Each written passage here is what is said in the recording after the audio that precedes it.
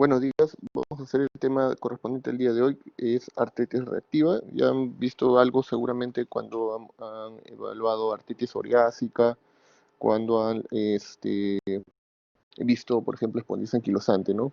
Ahí han tenido que ver las divisiones que actualmente se manejan, ¿no? Antiguamente se decía todas son esas espondiloartritis seronegativas, pero actualmente lo que nosotros vemos es que todas se agrupan dentro de las espondiloartritis y de acuerdo al compromiso preponderante pueden ser espondiloartritis axiales o espondiloartritis periféricas, aunque no son mutuamente excluyentes, es decir, pueden ambas tener algún tipo de overlap. Entonces vamos a ver ahí más adelante un cuadrito para que recuerden esa clasificación. Acá tenemos un caso clínico. El caso clínico es una paciente mujer de 28 años. Refiere desde hace 2 semanas dolor y aumento de volumen progresivo de rodilla izquierda asociada a malestar general. Acude a emergencia donde es hospitalizada. Entre los antecedentes de la paciente, activa sexualmente 3 parejas sexuales, no tiene hijos, refiere que hace 2 años le realizaron artrocentesis de rodilla izquierda. No sabe la causa y no le dieron otro tratamiento aparte de la artrocentesis. Al examen estaba febril, aumento de volumen de rodilla izquierda, con aumento de temperatura y dolorosa la movilización, y también sinovitis de tobillo izquierdo. El examen de laboratorio, 9.800 leucocitos, 70% de neutrófilos, BCG 50, PCR 35, factor reumatoide negativo y la artrocentesis mostró líquido sinovial una celularidad de 55.000 leucocitos con 70% de polimorfos nucleares. El gran negativo no significa, ojo aquí, cuando hablamos de gran negativo, es que no es que el gran salió un germen gran negativo, sino que no fue, digamos, el resultado no mostró ninguna tinción. Cultivo en proceso, no consumo de glucosa, aumento de proteínas, no cristales. Y el ácido úrico en 4.5. ¿Algún comentario? Marco. Buenos días, doctor. Podemos apreciar que la paciente tiene una afectación articular, donde ya hay dos ¿Cómo? articulaciones, ¿Una afectación qué? oliarticular, o sea, tiene más de dos articulaciones Oligo. ya. Oligo. Olivoarticular, sí, disculpe, doctor. Olivoarticular, Ajá. donde ya tiene más de dos articulaciones Ajá. afectadas. Vemos que la paciente no tiene ningún compromiso, o no parecía tener ningún compromiso infeccioso, ¿no? Viral. Ya. Bueno, al tener parejas sexuales, 3 parejas sexuales activas, podría pensar de repente que el paciente está cursando con algún tipo de repente de ETS, No que se llama, necesariamente. No necesariamente. ¿Por qué? ¿Por qué pensarías que tiene ETS? ¿Qué te haría pensar que tiene ETS? ¿Las parejas sexuales?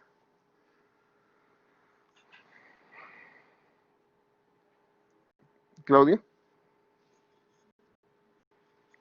Buenos días, doctor.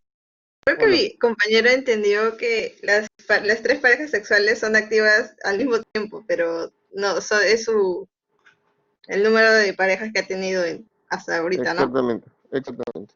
Sí. O no necesariamente, Ay, pueden que sean, no sé, las tres, no lo sé. Eso, lo único que nos dice, bueno, ha tenido 3 parejas. No sabemos si al mismo tiempo, si después de correlativamente, no lo sabemos, pero al menos se tiene 3. La cuestión es ese dato con los síntomas. Tu compañero dijo algo importante, tiene una oligoartritis. Muy bien. Es una oligoartritis crónica, es una oligoartritis aguda. esa dice que refiere hace 2 semanas el dolor y el Ajá, aumento progresivo. ya, Y muy bien. también Sí, quería decir que podemos descartar enfermedades que causan artritis por depósito de cristales, porque dice que el examen no sale en los cristales. Ya, pero recuerda que hay algunos cristales, bueno, para ver cristales tienen que hacer con microscopía de luz polarizada. Aquí nosotros en el Perú no lo usamos, no tenemos, entonces es bien difícil verlos. Entonces, no necesariamente también, ojo, que la no presencia de cristales no te descarta un cuadro de una artropatía por cristal. La cuestión es básicamente la clínica. ¿Te parece que es una enfermedad por cristales? Mm,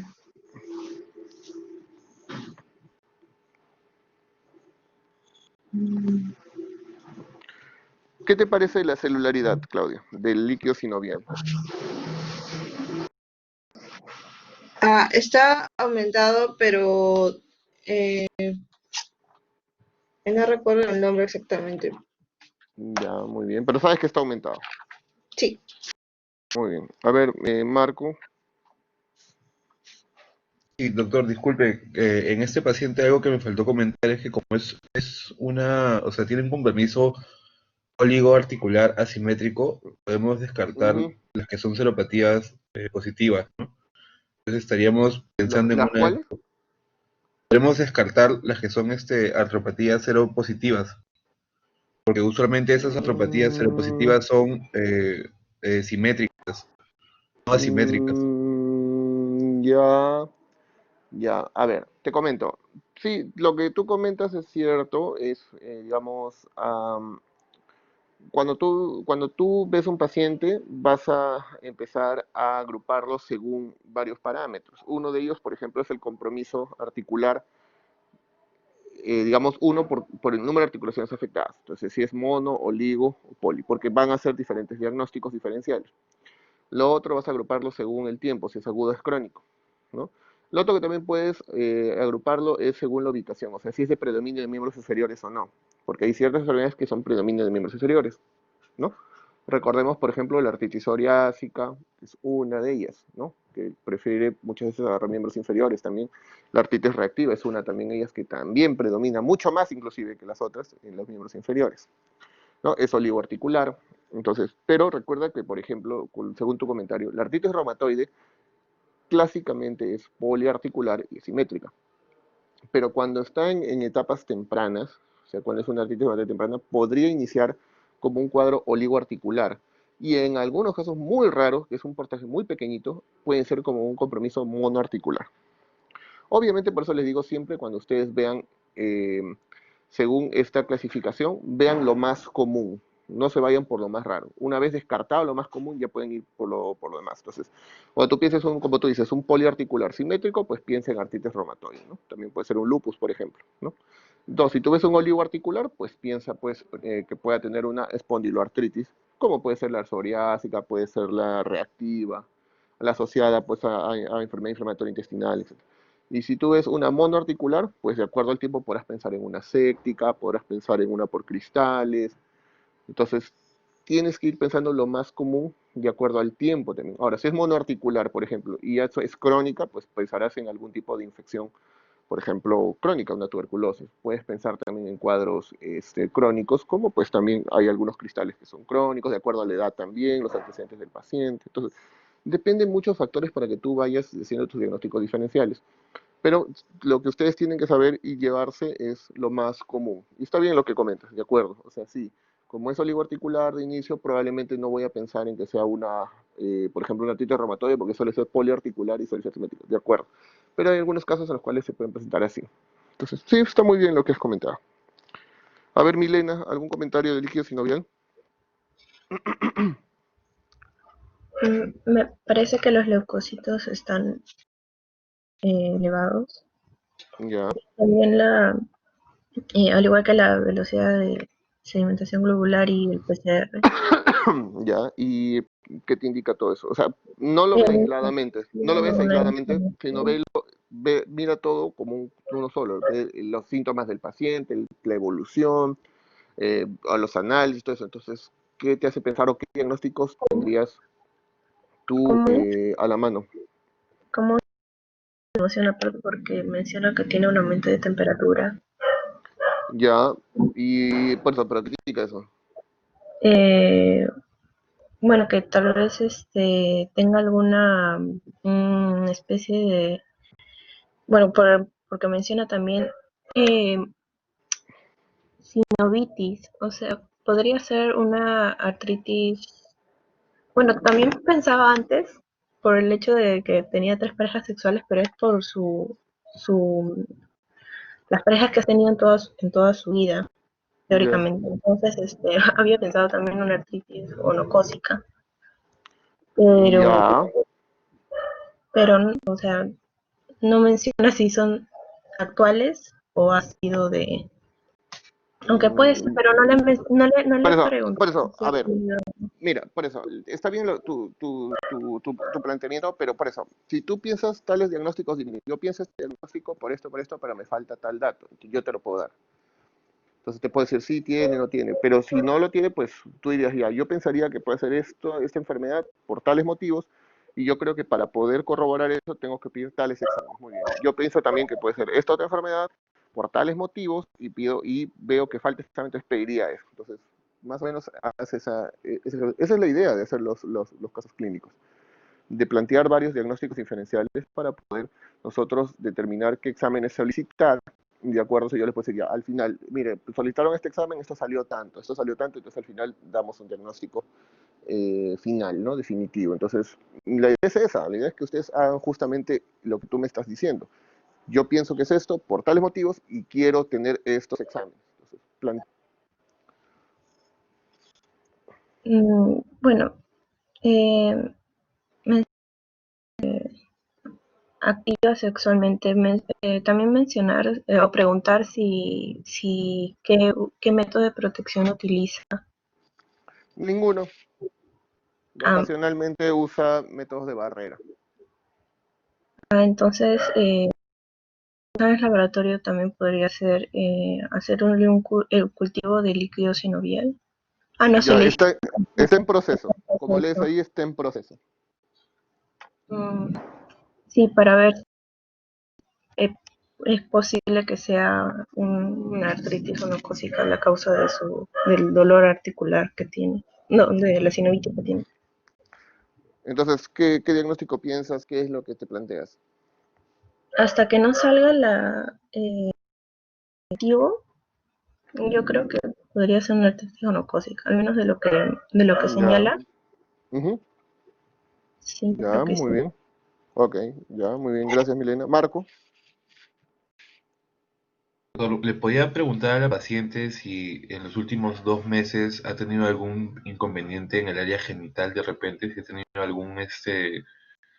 o ha tenido alguna infección que ya no manifiesta ahorita, de repente ha Mm, consumido antibióticos y se ha estado ha tenido, automedicando? lo único que ha tenido hace aproximadamente un mes es un malestar, ha tenido disuria. Ha tenido disuria, se fue a un médico, le hicieron un urocultivo, salió negativo. Y no le dieron antibiótico. Y de ahí, parece que se autolimitó y no recibió ninguna otra cosa adicional.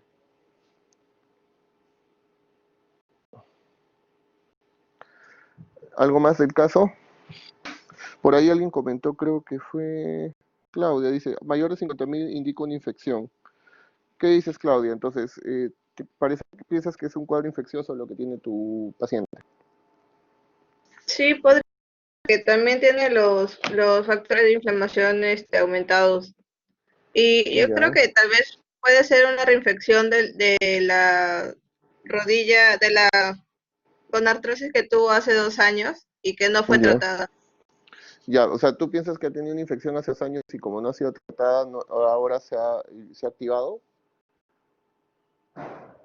Doctor, ¿no? ¿Tú sugieres que el cuadro que ella tuvo hace 2 años fue una infección y que no fue tratada y que ahora está activándose? ¿Piensas que es una infección de rodilla que no ha tenido tratamiento en 2 años y que ahora se ha reactivado? Podría ser, porque ¿Mm? no le dieron ningún tratamiento. Cuando tú has visto artritis séptica en una de tus clases, eh, ¿cuál es el riesgo de no tratar una artritis séptica? La muerte. Una. Y dos, el daño articular, ¿no? ¿Y tú crees que han pasado Sí. 2 años sin tratamiento? Mm. Es que no nos dan mucha información tampoco. Por eso, si tú deseas una información, dime, doctor, yo quiero esta información. Como ha preguntado, por ejemplo, Marco, Milena, tales datos, yo le digo, sí, tiene tal cosa, tal cosa. ¿Tú necesitas algún dato adicional? Mm, cultivo de líquido articular. En proceso. Ahí está, en proceso. Ustedes saben que el cultivo demora entre 5 a 7 días. Podría ser una radiografía para ver si hay daño en el en la articulación. Ya, pensando en que tiene infección. Ujú. Y cuando has visto artritis séptica y tú pides una placa de rodillas, ¿qué es lo que encuentras en una placa de rodilla en un cuadro agudo de una infección, una artritis séptica? Bueno, se vería daño en la cápsula articular. Sí, pero eso no se ve en placa. Mm, En la radiografía no se Una ve eso. resonancia. Ya, pero tú sabes que la resonancia magnética tampoco te diferencia entre una infección u otro daño. mm, Ujú, Entonces estoy segura. ujú. Está bien los planteamientos, pero vamos a ver algunas cosas más adelante. Vamos a seguir con el tema y al final vamos a resolver nuevamente el caso. ¿De acuerdo? Vamos a continuar. Bueno, ¿qué es la artritis reactiva? La artritis reactiva es una artritis inflamatoria, la cual resulta posterior, y esto es entre días o semanas, de a una infección gastrointestinal urinaria. ¿Ya? Entonces, eso por eso se llama artritis reactiva. Antiguamente había una triada. Decían que cuando tú tenías artritis más conjuntivitis más disuria, eso era pues la enfermedad que nosotros conocemos como enfermedad de Reiter. Sin embargo, al igual que en otros términos que hemos visto, como en las vasquitis, ya no se llama Reiter, se llama artritis reactiva. Pero se vio que la mayoría de pacientes no presenta esta triada. Entonces, no es algo mandatorio tener esto para decir que el paciente tiene una artritis reactiva. Entonces, y lo otro es que, como comentamos al inicio, pertenece al grupo de las espondiloartritis. Como comentamos o han visto ustedes en artritis psoriásica, eh, digamos que no somos espondiloartritis cero negativas, pero se ha visto que la actual forma de clasificarlas y de tener una idea mucho mejor de ellas es clasificarlas de acuerdo al compromiso prevalente o preponderante en el paciente. Entonces podemos tener una espondiloartritis axial donde los síntomas predominantes son de la columna, o una espondiloartritis periférica donde los síntomas predominantes son de artritis periférica, o sea, no compromiso de la columna, sino, por ejemplo, una oligoartritis de miembros inferiores. Sin embargo, como les comenté, no son excluyentes. O sea, no significa que si tú no tienes espondiloartritis no puede tener espondiloartritis periférica. Sí, pero es lo que predomina. Y como ven acá en este gráfico, la espondiloartritis axial y la periférica se juntan. Perdón, tienen una intersección. Entonces, en esta intersección significa de que justamente esto, que muchos pacientes que tienen una espondiloartritis axial pueden durante su evolución empezar a presentar espondiloartritis periférica. Por ejemplo, la espondilitis anquilosante, en su mayoría de pacientes comienza solo con compromiso axial, pero algunos pueden debutar con axial y periférica o en el tiempo hacer también la parte periférica. Y al revés, la espondiloartritis periférica, como por ejemplo una artritis psoriásica, puede empezar solamente con el cuadro periférico con compromiso, por ejemplo, articular en manos, rodillas, no lo sé, pero posteriormente podría ser el compromiso axial o también debutar con este compromiso axial. Recordemos que hay varios, digamos, subgrupos en la artritis psoriásica, ¿no? Hay el compromiso oligoarticular, el poliarticular, tenemos el compromiso axial. Entonces, digamos que ambas pueden, por eso les digo, no son excluyentes. Ahora, ¿qué grupo de pacientes pertenecen a la espondiloartritis axial? En la espondiloartritis axial tenemos pues la más conocida, que es la espondilitis anquilosante, que es la AS, ¿no? Y la otra, que es un término, digamos, no tan reciente, pero digamos que se usa también y es un subgrupo de pacientes, que es los espondiloartritis axiales no radiográficas, o sea que no encontramos ninguna alteración a nivel de las radiografías de sacroiliacas o columna. Y en el caso de las espondiloartritis periféricas tenemos pues las más conocidas como la artritis psoriásica, tenemos la artritis reactiva y tenemos la artritis asociada a enfermedad inflamatoria intestinal. Y como pueden ver, todas se entrecruzan, no son tampoco excluyentes. ¿Por qué? Recuerden, las pacientes con espondilitis anquilosante, por ejemplo, pueden tener durante su evolución eh, compromiso gastrointestinal como enfermedad inflamatoria intestinal. Y el otro grupo, por ejemplo, puede empezar con una enfermedad inflamatoria intestinal y en el tiempo hacer una espondiloartritis periférica o inclusive hacer un compromiso solamente axial. O, por ejemplo, los pacientes con artritis psoriásica pueden empezar con compromiso oligoarticular, puedes hacer evolución a un compromiso axial, pero también pacientes con artritis psoriásica pueden estar durante su evolución a hacer una enfermedad inflamatoria intestinal. Es decir, entre todas ellas se pueden entrecruzar, no son excluyentes una de la otra, pero es importante saber que hay un grupo axial predominante, donde está la espondilitis anquilosante, donde es el paradigma, digamos, de las espondiloartritis, y en el otro grupo tenemos las espondilitis periféricas. Y esta artritis reactiva pertenece a este grupo de artritis periféricas.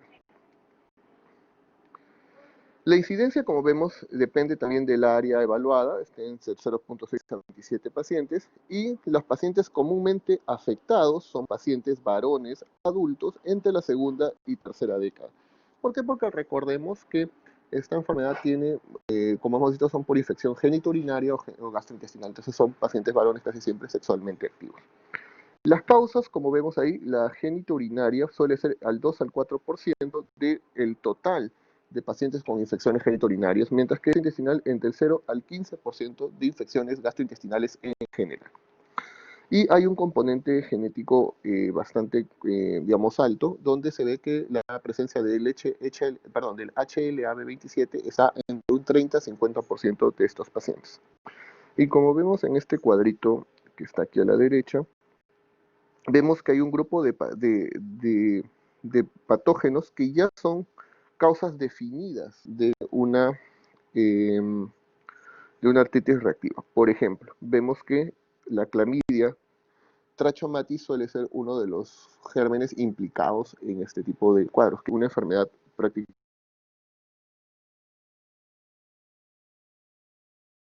Marco, Doctor, una Marco. pregunta. Sí, doctor, una pregunta.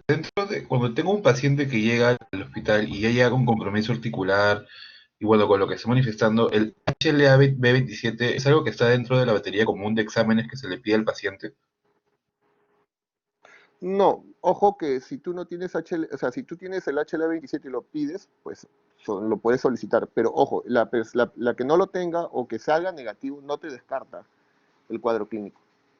El HLA-27, por ejemplo, en los pacientes con espondilitis anquilosante nos muestra un grupo de pacientes que tiene, digamos, una evolución mucho más tórpida, tienen una evolución mucho peor que los pacientes que son negativos. Pero no te descarta la enfermedad. O sea, que tú tengas un paciente con espondilitis anquilosante y tenga HLA-27 negativo, eso puede suceder. No, no es mandatorio, es parte, digamos, de los criterios para clasificar a un paciente con espondiloartritis, pero no es necesaria su presencia para hacer el diagnóstico. Como ves, en el HLA-B27, en este grupo de pacientes con artritis reactiva, solamente puede haber hasta un 50%. No todos la tienen. E inclusive hay pacientes que son sanos y que pueden tener HLA-B27. Y eso no significa necesariamente que ellos van a ser espondilitis anquilosante. Entonces, el HLA-27 es un marcador, sí, en pacientes que tienen alguna enfermedad como espondiloartritis, que puede dar un patrón de enfermedad a seguir, pero no es mandatorio para hacer el diagnóstico. Muy bien. Entonces, como vemos, en este caso tenemos causas definidas una de ellas es la clamidia trachomatis, que es una infección venérea. Los otros, por ejemplo, las posentéricas, tenemos la salmonela, entre ellas la enteritidis, por ejemplo, la shigella, el campylobacter y la yersinia.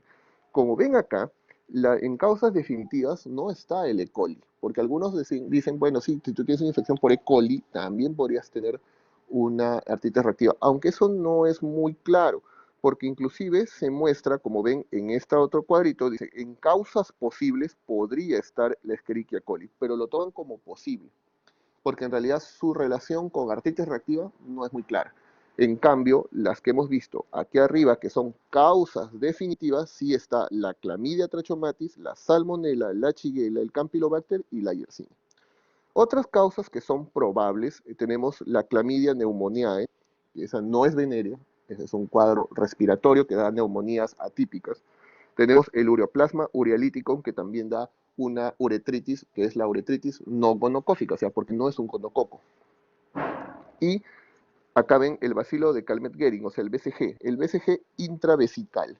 Recuerden que para algunas patologías neoplásicas en vejiga se usa la instilación de BCG intravesical para el manejo de esta patología.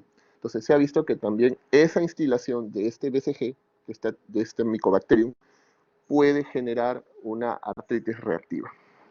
Ahora, ¿por qué es importante saber que el ureaplasma urealyticum es una causa? Es la Clamidia trachomatis. Recuerden que la ureaplasma urealyticum y el Clamidia trachomatis son patógenos de difícil cultivo. O sea, si ustedes piden un paciente, por ejemplo, esta señorita, como les comenté, tenía molestias para orinar, le hicieron urocultivo y salió negativo. Entonces, y ella no tomó antibióticos, no tuvo ninguna terapia previa. Recuerden que estos gérmenes son de difícil cultivo y, por ejemplo, estos no tienen dentro de su conformación, no tienen una pared celular. Entonces, ellos, por ejemplo, si tú les das penicilinas o algún derivado, no tienen ningún efecto. Entonces, estas suelen ser muchas veces dar uretritis o dar infecciones urinarias con cultivos negativos, justamente por lo que les comento, porque no tienen difícil cultivo. Entonces, estos pacientes muchas veces pueden pasar desapercibidos. Ellos dicen, no, yo nunca he tenido ninguna molestia urinaria, o bueno, sí tuve alguna vez antibiótico, pero me dijeron que tengo urocultivos negativos. Eso les puede hacer sospechar que tiene uno de estos gérmenes. Entonces, siempre tener en cuenta la Clamidia trachomatis, que sí es venérea, mientras que el uroplasma urealítico, eso no es una enfermedad venérea, pero puede ser una causa de pacientes con uretritis o infección urinaria de repetición con urocultivos negativos. Y como vemos, pues hay otras causas que son posibles, pero que no necesariamente están relacionadas a una artritis reactiva. Y tenemos, pues, como le dije, la Escherichia coli, la brucela, la Neisseria meningitidis, Pseudomonas, ¿no? Y otros parásitos intestinales. Pero como les comento, la relación de estos con la artritis reactiva no es muy clara y en realidad no se les toma muy en cuenta. Sin embargo, los que vimos hace un momento, que están dentro de las causas probables y las causas definitivas, son sí patógenos totalmente demostrados. En cuanto al cuadro clínico, es similar a lo que hemos visto ya en otras enfermedades dentro de los grupos de las espondiloartritis, como la artritis psoriásica. Como vemos, pero acá hay algo importante, que los síntomas que presenta el paciente en relación a la infección que la generó va a aparecer entre 1 a 4 semanas después de esta infección. O sea, no es concomitante, eso es importante. Se pasa entre 1 a 4 semanas después de la infección, ya sea genitourinaria o de la infección gastrointestinal. Muchas veces la diarrea, que es el síntoma gastrointestinal, o los síntomas genitales han resuelto, o sea, ya se han remitido al momento de la aparición de la artritis. Y algo importante es que hay un subgrupo de pacientes que se autolimitan, o sea, que pueden hacer el cuadro articular, por ejemplo, reciben antiinflamatorios o los infiltran y posteriormente ya no vuelven a presentar el cuadro.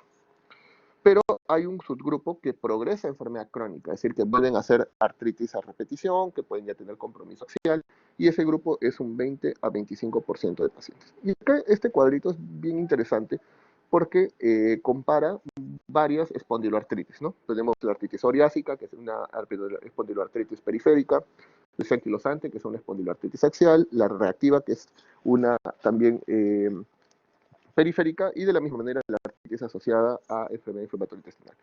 Y vamos a compararlas. Miren, por ejemplo, la edad de inicio, como vemos, las espondilitis anquilosantes suelen parecer más pacientes más jóvenes, ¿no? 20 años. Mientras que la psoriática sí empieza un poquito más allá, ¿no? Un promedio de 36 años. Mientras que la reactiva, como vimos al inicio de esta exposición, que la presencia más o menos es entre la segunda, tercera década, ¿no? Pero acá lo ponen como en la tercera década, 30 años. ¿Qué más podemos tener? Por ejemplo, en la espondilitis anquilosante y la artritis reactiva sí hay una predominancia del sexo masculino. Mientras que en la artritis psoriásica, como hemos visto en las clases anteriores, es la misma distribución tanto para varones y mujeres. ¿Y aquí es importante? ¿No? Miren, el compromiso periférico. En la artritis psoriásica, 96% de los casos. La reactiva, el 90%. Mientras que la espondilitis anquilosante, solo 30%.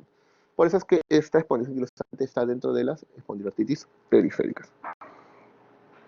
El compromiso axial sí es algo importante. Miren, la espondilitis anquilosante, obviamente el 100% va a tener compromiso axial. En el caso de la artritis psoriásica solo un 50%, pero en la artritis reactiva también llegar hasta un 100% el compromiso axial. Pero ustedes dirán, pero entonces no es una espondilitis periférica. Claro, dijimos, esta es una espondilitis periférica porque Su cuadro predominante de debut es periférico, pero en el tiempo puede evolucionar hacia un compromiso axial. Por eso es que no son excluyentes, por eso hemos visto esos círculos se intersectan por muchos lados con otras enfermedades de las mismas espondiloartritis. La dactilitis es un cuadro bastante común en la artritis psoriásica, mientras que en las otras, como la artritis reactiva, poco común. Y otra cosa adicional, por ejemplo, importante, es el HLA-B27. Como hemos visto, la espondilitis anquilosante, un 90% de ellos lo tienen.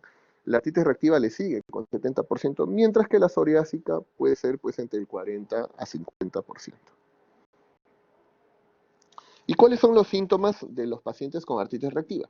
La artritis reactiva puede tener un cuadro agudo, que es el cuadro que hemos visto que muchas veces se puede adoptar, que es de 1 a 4 semanas después del cuadro infeccioso genital o gastrointestinal, y un grupo de pacientes puede cronificarse.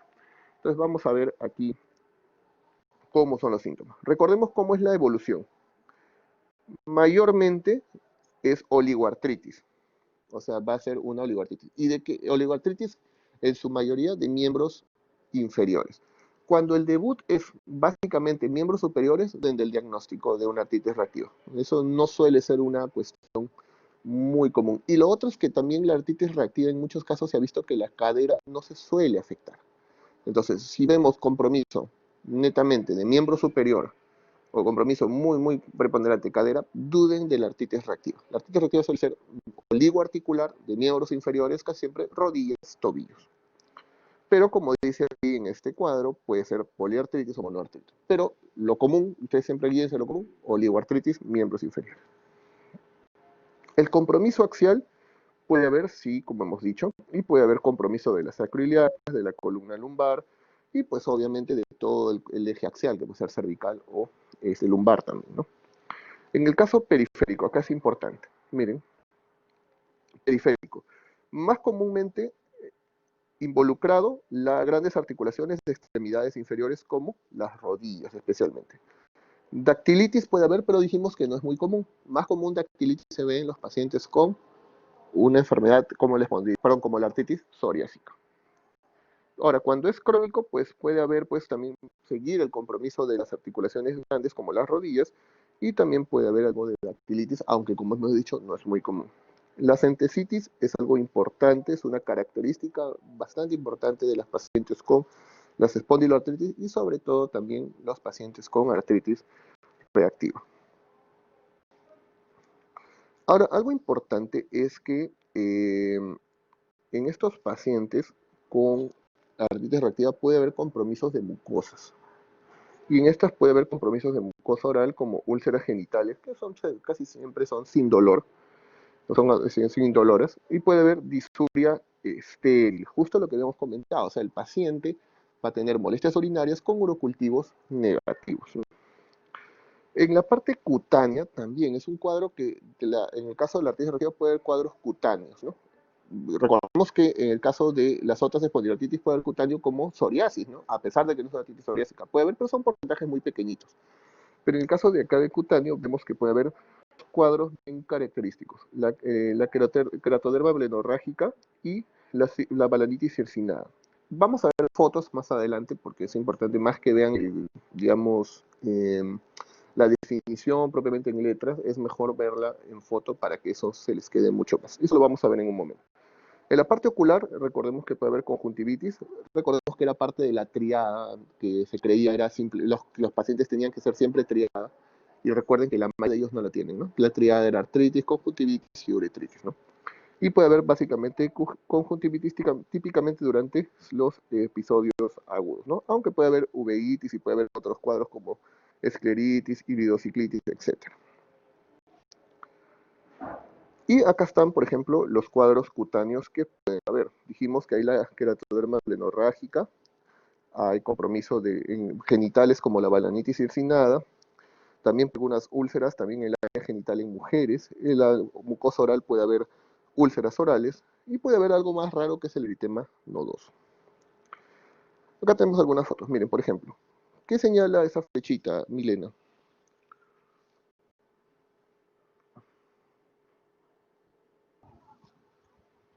la rodilla, la... Claro, pero ¿qué es lo que te señala?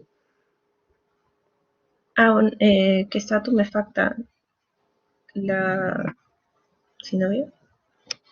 Ya, pero ¿qué notas ahí? Mm, tumefacción, rubor, Ya, pero ¿qué más ves? ¿Qué notas ahí? O sea, dímelo así en tus propias palabras. mm, bueno, lo veo hinchado y con Claro, se ve una... hinchado, ¿no? Se ve si tú comparas esta rodilla con esta, claramente está con aumento de volumen, ¿no? Entonces ahí tenemos una artritis de rodilla derecha, ¿no? Sí, ¿Estás de acuerdo? Muy bien. ¿Y qué notas acá en esta parte, en la otra fotito, Milena? eh, parece que, bueno, también Tus propias está, palabras. está hinchado, pero ¿Qué lado? ¿El derecho o el izquierdo? el derecho. A ver, ¿cuál es derecho? ¿Este o el otro? Ah, Te pregunto a ti, ¿cuál es derecho? me ¿Ese o está el otro? preguntando de la otra imagen. De la otra imagen, pues. Si la primera ya Claro, la resolvimos. de la otra imagen es del lado derecho porque no está invertido. Exactamente. Muy bien, muy bien. ¿Y qué notas acá? Mira, donde te voy a señalar aquí. El tendón aquiliano también está un poco aumentado de volumen y hay un aumento de volumen en su inserción. O sea, no hay una entesitis, ¿no? Muy bien. Muy bien, a ver, ¿qué ves ahí, Marco, en la foto de las manos? Procede una artritis a nivel de las interfalángicas proximales, me parece. No distingo. Mm, ¿Estás seguro? No, es que no Se distingo. nota algo bien, bien notorio. Se nota algo bien notorio. Como una especie Mira, de edema. te voy a señalar, ¿ah?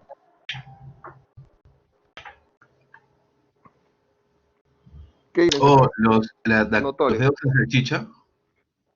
Claro, hay una dactilitis del tercer dedo de esta mano, de la mano derecha. Hay una dactilitis, muy bien. Y esto es justamente lo que habíamos hablado. Esta es la balanitis circinada, ¿no? Son unas lesiones eritematosas planas en forma de círculos, por eso se llama circinada. Y esa es Esas una lesiones no característica duelen, de... ¿verdad? No, son indoloras. Ujú. Miren, y esta es la keratodermia blenorrágica. O sea, son unas lesiones tipo psoriasis pustular. Miren, este es un cuadro agudo, como ven ahí como lesiones pustulosas, y este es el cuadro crónico, y este es secundario a la enfermedad. En los exámenes de laboratorio, en general, lo que se va a ver es elevación de los reactantes de fase aguda. Ahora, esto es importante. ¿Por qué? Porque como vemos, los pacientes tienen una relación para hacer la enfermedad con una infección. Y recordemos que el cuadro articular se puede presentar entre 1 a 4 semanas posteriores al inicio de la infección. Entonces, algunos dicen, bueno, entonces busquemos al germen. Entonces, algunos dicen, hay que hacer el estudio de heces, si es que es el paciente, por ejemplo, hizo un cuadro gastrointestinal o un estudio urogenital, ¿no? Que puede ser con exámenes de orina, probablemente también exámenes inmunológicos para ver clamidia, PCR para ver clamidia, ¿no? Etcétera. Entonces, pero hay que tener en cuenta que el cuadro empieza, como hemos dicho, 1 a 4 semanas posteriores. Entonces, muchas veces el paciente ya no va a tener el germen, por más que ya está haciendo la enfermedad. Entonces, muchos de los resultados suelen ser negativos y por lo tanto no se suelen hacer. Y los test serológicos, igual manera, no son confiables. ¿Por qué? Como lo vuelvo a repetir, por ejemplo, tú pides un test serológico de clamidia. Muchas veces podría salir positivo porque tuvo un cuadro previo y no necesariamente eso va a indicar que el paciente va a hacer la artritis. Entonces tampoco se usan los test serológicos para ver si tuvo o no una infección genitourinaria o gastrointestinal. El HLA-B27, como dijimos, porque hasta un 50% de pacientes puede tenerlo. Y los estudios radiográficos son importantes cuando nosotros queremos ver, por ejemplo, al igual que en espondilitis anquilosante, al igual que la titis psoriásica, compromiso articular o compromiso axial. Importante es que Recordemos que los pacientes cuando tienen una espondilitis anquilosante y hay un compromiso axial, va a haber formación de nuevo hueso y estos son los osteofitos, que son los puentes que unen las vértebras. Pero hay que tener en cuenta que en la espondilitis anquilosante se forma un sismofito delgado, vertical, que es llamado sismofito típico, que es lo que, digamos, es lo que nosotros vamos a ver normalmente en un paciente con una espondilitis anquilosante. Sin embargo, en el caso de los pacientes con artritis psoriásica o una artritis reactiva, los sindesmofitos suelen ser atípicos. ¿Por qué? Porque este ya no va a salir del vértice de la vértebra hacia arriba de forma vertical y muy delgadito, sino que suele ser gruesa, ya no sale de la parte, como les dije, del vértice, sino suele ser un poco más hacia el margen y suele ser asimétrica o unilateral. Vamos a ver aquí a continuación. Acá hay un ejemplo bien, bien fácil. Por ejemplo, en este caso, que es la imagen B, es un sindesmofito típico, porque miren, sale del vértice hacia el otro vértice, suele ser delgadito y, digamos, casi siempre vertical. Sin embargo, en este cuadro, en el C, pues que no sale del vértice, suele ser más grueso que el anterior y tiene, digamos, una disposición no casi siempre vertical, tiene un poco horizontal y luego vertical. Y esa es la característica de un sindesmofito en un paciente con una artritis reactiva o una artritis psoriásica. Acá vamos a ver un poquito de imágenes. Por ejemplo, ahí, ¿qué podrías comentar, Claudia? Ah, que el espacio interarticular de la cadera está disminuido. A ver, déjame ver. Ya, muy bien, sí, también, pero ¿qué más? Mm, Sí, me parece que acá hay un poco de disminución de espacio. ¿Qué más? Pero hay algo más notorio. ¿Qué opinas de acá?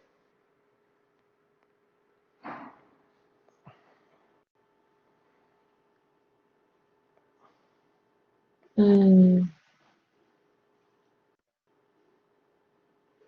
está más, ay, se me olvidó la palabra, Tranquilo, en tus propias palabras, como te digo. Lo importante es que lo digan, lo nombres en tus propias palabras. ya en el lado izquierdo está más blanquito. No me Ya, acuerdo cómo el se dice. izquierdo, ya, hay un radio opaco, radio lúcido. ¿Radio Paco? Ujú, ya, y en el lado derecho, derecho es este, ¿ah? Recuerdo, Ah, ya, está más derecho, radio lúcido. Ajá. en el derecho, Sí. ya. ¿Y cómo ves el espacio articular? ¿Qué articulación es esa, para empezar? La...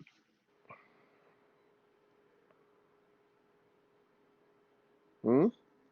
¿Claudia? ¿Qué estoy? ¿A qué estoy? ¿Qué Ah, articulación es? no me acuerdo.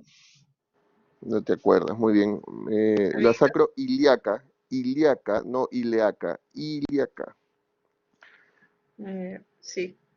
¿ya? Entonces, esa es la sacroiliaca. Mira, si te das cuenta, en este lado derecho, como tú dices, pues los bordes están más radio opacos, ¿no? O sea, hay mucho más, está, como tú dices, por tus propias palabras, está más blanquito que el otro lado, o sea, hay más esclerosis de esa sacroiliaca.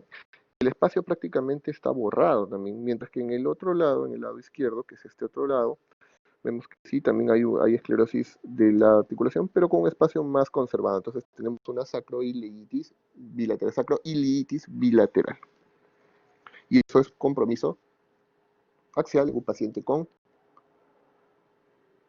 artritis reactiva. Ajá, acá vemos, miren, qué interesante.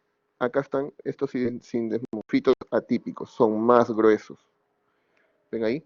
Son verticales, pero son mucho más gruesos y no salen de los vértices, ¿no? Salen mucho más bajo en los márgenes, como ven acá también. Y acá vemos una sacroiliitis, ya a ese paciente le hicieron una resonancia magnética y vemos pues acá en esta resonancia que está hecha en STIR, vemos un edema a nivel de la articulación y hay algunas erosiones inclusive. Entonces tenemos una sacroiliitis por resonancia magnética.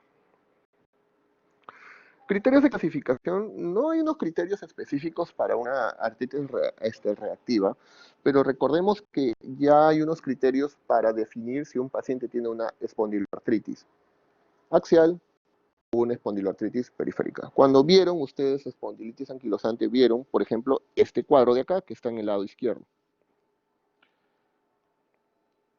Y ahí, como dicen, para yo decir que un paciente tiene una espondiloartritis axial, tenemos que tener pacientes con más de 3 meses de dolor lumbar, en este caso de características inflamatorias, en menos de 45 años, y tener lo siguiente: una sacroiliitis en imagen más una característica de una espondiloartritis, o HLA-B27 más 2 características, como vemos ahí.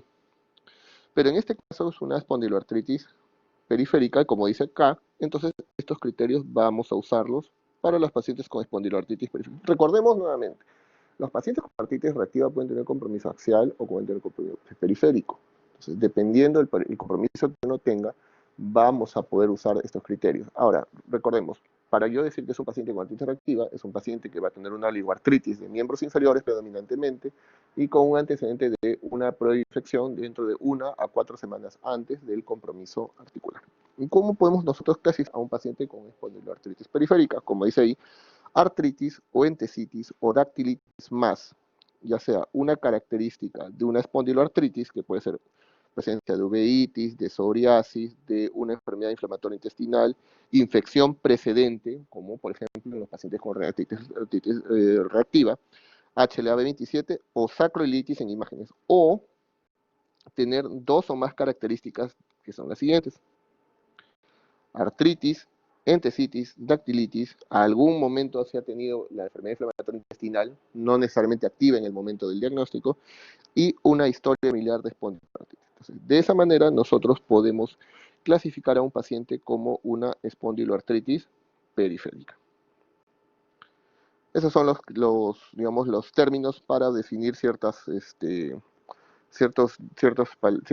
términos, como por ejemplo qué es una enfermedad inflamatoria intestinal, qué significa uveitis, qué significa buena respuesta a AINES en un paciente con un dolor lumbar. Entonces, esas son las definiciones que se usan para poder definir un paciente, para clasificarlo como espondiloartritis ya sea axial o periférica. Y en el tratamiento, como hemos visto, lo he dejado en blanco porque el tratamiento básicamente es muy similar a lo visto ya en pacientes con espondilitis anquilosante o con una espondiloartritis periférica como una artritis psoriásica. Recordemos que si es un compromiso netamente axial, el tratamiento es con antiinflamatorios no esteroideos, o sea, los AINES. Puede ser naproxeno, diclofenac, ibuprofeno, indometacina a dosis antiinflamatorias. Mientras que el compromiso periférico sí amerita, aparte de los AINES, puede ameritar uso de DIMARS, que pueden ser la sulfasalacina, el metotrexate, la leflunomida. Corticoides, los corticoides sistémicos como vía oral no se utilizan, no son de mucha ayuda en los pacientes con espondiloartritis periféricas o axiales. Sin embargo, el corticoide intraarticular en infiltraciones es muy bueno, tanto para los compromisos articulares como, por ejemplo, infiltrar un tobillo, una rodilla, o para los compromisos como las entesitis o las dactilitis, que sí funcionan bastante. Algo importante, por ejemplo, es que en algún momento dijeron también, si es que nosotros tenemos un cuadro que ha sido generado por un cuadro infeccioso previo, entonces dar antibióticos, es decir, por ejemplo, tratar pues, a un paciente con el uroplasma urealyticum con doxiciclina, por ejemplo, o tratar el cuadro más. Eso no necesariamente va a hacer que el paciente mejore el cuadro, o va a hacer que disminuya el riesgo de reactivaciones o que disminuya la posibilidad de que el paciente tenga la artritis reactiva. Por eso no es un tratamiento que se debe hacer con antibióticos en el grupo de pacientes con artritis reactiva. ¿Alguna duda, alguna pregunta? Vamos a ir al caso clínico para resolverlo rápidamente. Un segundo. Ya está. Dime, Marco.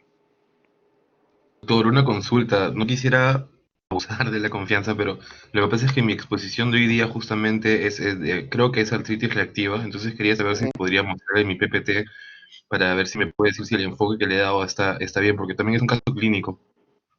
Ya, ahorita vemos, un segundo.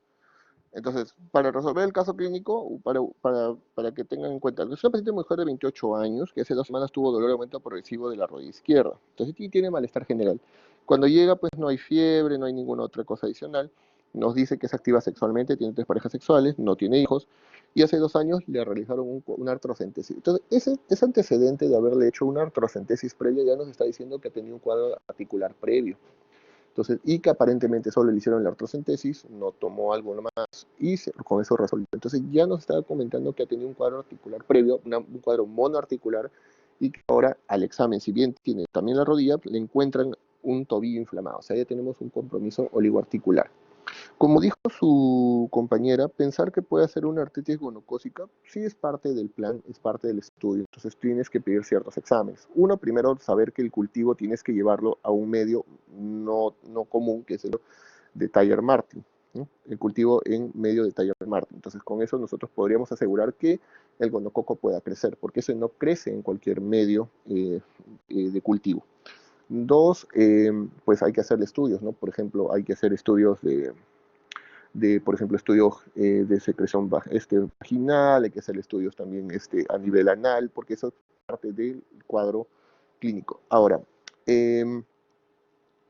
¿puede ser un cuadro de una artritis gonocócica? Podría ser, pero recuerden que los cuadros de artritis gonocócica también tienen compromiso de tenosinovitis, que aparentemente el paciente no lo tiene. Entonces, por ahí podría ser que se descarte, pero está bien el planteamiento porque es una paciente joven que tiene varias parejas sexuales, como dijimos, no usa método anticonceptivo como barrera, entonces es una paciente que lo usa, como según ella dijo, de forma ocasional. Entonces, es válido pensar en eso.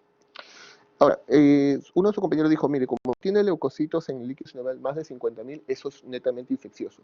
Recuerden que no es necesariamente así. Las bibliografías van a encontrar diferentes puntos de corte. Algunos dicen cuando es de 50.000 hacia arriba es infeccioso, otros no, otros dicen que es más de 100.000. Pero los cortes no son necesariamente también algo excluyente. ¿Por qué? Porque, por ejemplo, la gota, que es un cuadro de una artritis por cristales, un cuadro muy doloroso, como hemos visto en exposiciones anteriores, la gota puede tener un conteo articular muy alto, puede llegar hasta más de 100.000, y eso no necesariamente es infeccioso. Y por lado, por ejemplo, las artritis gonocócicas, si es bien un cuadro articular infeccioso, no necesariamente va a tener más de 50.000 leucocitos, puede tener mucho menos, puede tener 30.000, 35.000 y sigue siendo infeccioso. Entonces, el conteo de células en líquido sinovial nos va a orientar hacia una patología, es cierto, pero no es excluyente de otra. Entonces, este líquido, si bien tiene 55.000, no hay que decir, ya, entonces es infeccioso netamente. No, puede ser un cuadro inflamatorio. Un cuadro inflamatorio como una artritis reumatoide, como una artritis reactiva, puede ser una infección, si es cierto, puede ser una gota, etc. Entonces, si bien nos va a ayudar a tener nuestros diferenciales, pero no hay que excluir otras causas, como digo. Y también si el conteo es menor a 50.000, no te descarte el cuadro infeccioso, más o si tú tienes la sospecha clínica, paciente febril probablemente, ¿no? Con una rodilla inflamada, entonces, pues ahí sí tienes que empezar, por más que el conteo bajo, no necesariamente tiene que ser. Recuerden que el GRAN muchas veces no muestra un resultado en los pacientes con el tipo de artritis infecciosa, una artritis séptica. Entonces, también el que no te muestre un gran contributorio, pues no necesariamente te descarta. Por eso es importante la clínica del paciente. Entonces, el paciente con 2 semanas no tiene fiebre, ha tenido un antecedente previo de una artrocentesis y ahora viene con una oligoartritis. Entonces, y por los antecedentes, pues podríamos nosotros pensar que también puede ser, como dijo el compañero, una artritis gonocócica por sus antecedentes personales, pero también podríamos pensar que es una artritis reactiva, ¿no? De repente tuvo un cuadro infeccioso que muchas veces el paciente no lo va a presentar, no lo va a tener. O sea, el paciente puede estar asintomático, pero puede tener una clamidia o puede tener el ureaplasma urealítico y no va a tener síntomas. Muchas veces puede ser asintomático. Entonces, eso también tienen que valorar. Para avanzar, la parte de los cultivos, el cultivo salió negativo, se le hizo cultivo de Tiger Martin, que también salió negativo, se le hizo los cultivos de secreción cervical en el cervix, cuando se le hizo un examen ginecológico, el cultivo anal, también ambos salieron negativos, y se definió como una artritis reactiva, recibió antiinflamatorios y con una respuesta muy, muy buena, y la paciente fue dada de alta. Entonces, el cuadro final era una artritis reactiva, pero está muy bien la forma en que lo ha planteado su compañera, que por los antecedentes hay que pensar que son artritis gonocócicas, aunque les dije que el cuadro no parecía tanto por ahí, por el tiempo, uno, y dos, por las otras características que faltaban, como la tenosinovitis, pero siempre hay que tenerlo en cuenta y hacer el diagnóstico diferencial y esperar los cultivos muchas veces. Muy bien, a ver, Marco, Sí, rapidito doctor. porque tengo que irme a consulta. Claro, pues, ¿podría ponerme de moderador para compartir mi pantalla? Y a ver cómo se hace eso. Ah, ya, ya, ya te puse. Y ahorita le estoy compartiendo ya. Voy a hacerlo lo más rápido posible.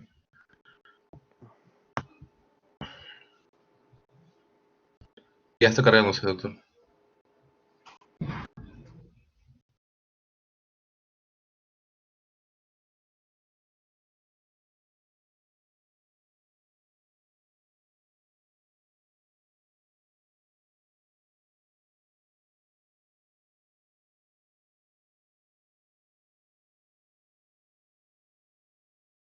¿Lo ve, doctor? ¿Se ve?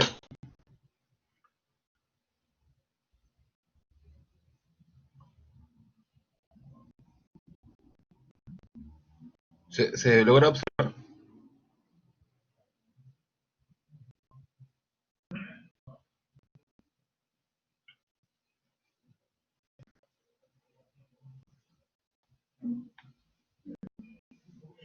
Ya, bueno, gracias. Bueno, este es el caso clínico que me ha tocado exponer el día de hoy. Quiero...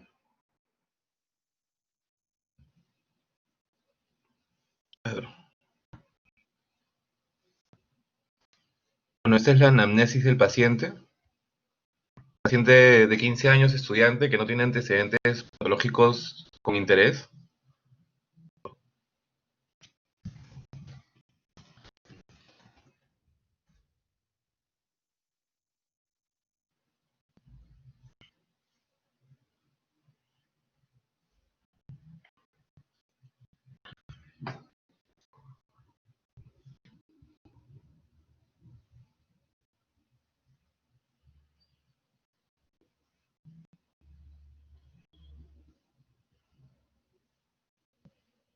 No, creo que se está reconectando el doctor.